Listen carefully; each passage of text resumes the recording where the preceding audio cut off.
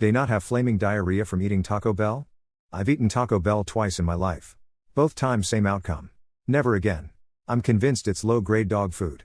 My brother-in-law came to visit from Australia and he was terrified to try it, due to its global reputation that it gives people diarrhea. I think I've had it once just because of a new item. But I eat Taco Bell a lot and I've never had bad diarrhea lol. Taco Bell has been putting anti-diarrheants in the food for a couple decades now. Unfortunately. However, there are still many pro-diarrhea options in most cities. Go to the taco truck in the Exxon parking lot and you can relive the good old days while also supporting a local small business. I get the 5-layer W fire sauce or that new box they got going on W. The fries never dealt W stomach aches or diarrhea. The Taco Bell makes you shit thing is something that's really only a small subset of people but has been repeated enough that people think it's true. The reality is that many Taco Bell food options include ground beef, cheese and beans, all of which can be difficult for the stomach to process. Combine that with the quantity nature of Taco Bell, aka you often get a bunch of items, and it adds up to some tummy trouble if your diet doesn't normally include those items. Like if the only time you eat beans in your diet is Taco Bell. Of course they're gonna tear you up. It makes my ass act like a broken dam. But that might be more to do with I have minor to mid-level bad IBS more than anything. Weirdly other fast food Mexican type food doesn't give me the shits. So figure that out? Before anyone goes Taco Bell isn't Mexican, it certainly is when you're from deep in the boondocks of Canada and the nearest real Mexican restaurant is 300 plus kilometers away while Taco Bell is only 100 kms away. Why does my M26 girlfriend, F24, never pay when on dates with me? You enabled her to this point. But good on you for speaking up finally. Here's the thing. When she's done school she can leave you in an instant and never look back. Same once you guys get married. Maybe a tad complicated if she had your child. You can be single in an instant. And you have created the circumstances. I don't get relationships where one pays for everything. At the very least the other has to show gratitude and treat from time to time. Question: what are you getting out of this relationship you're paying for? How different is this than hiring an escort? If you're not comfortable with the financial arrangement you should discuss this with your partner. If you're getting married and plan on combining your finances then this imbalance is not as big a deal as it will be reconciled. It sounds to me like you're not there yet, so I would clarify that you're looking for an equal partnership and the structure of you paying for entertainment solo does not meet your expectations in this relationship. She might be upset but I would lay it out on the table so you're both clear with your boundaries and expectations. It depends. She's not earning, she's on a spending loan and isn't trying to up it. You pay. You dictate terms like okay but then we're going out once a month because I can't afford it all alone or whatever.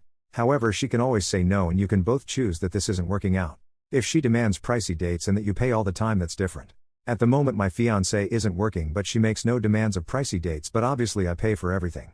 If the arrangement isn't what you're loving for, leave and find someone who will be willing to have an arrangement you can accept.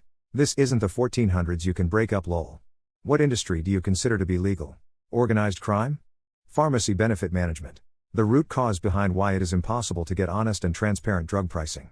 Collusion between healthcare providers/systems and health insurance companies. Tow truck companies. Legally allowed to steal your vehicle and force you to pay exorbitant fees to get it back. U.S. health insurance. United Healthcare posted $5 billion in profits in the third quarter last year. Electric gas utility companies. They're pretty much monopolies in the areas they serve and you have very little or no options to choose from and oppose. I scrolled for a while and did see it. So I'll throw out ISPs/cable providers. They are almost literal monopolies who try their best to pretend they are something else to get legal protections they don't deserve. I'm with Mark Twain on this. He said that there was no permanent criminal enterprise in America. Except of course for Congress. Yelp, advertise your business with them to increase engagement and gain positive reviews. But when you stop advertising, they suppress positive reviews and promote negative reviews. It's not really an industry, but the whole management of football in Europe seems to be corrupted to the bone.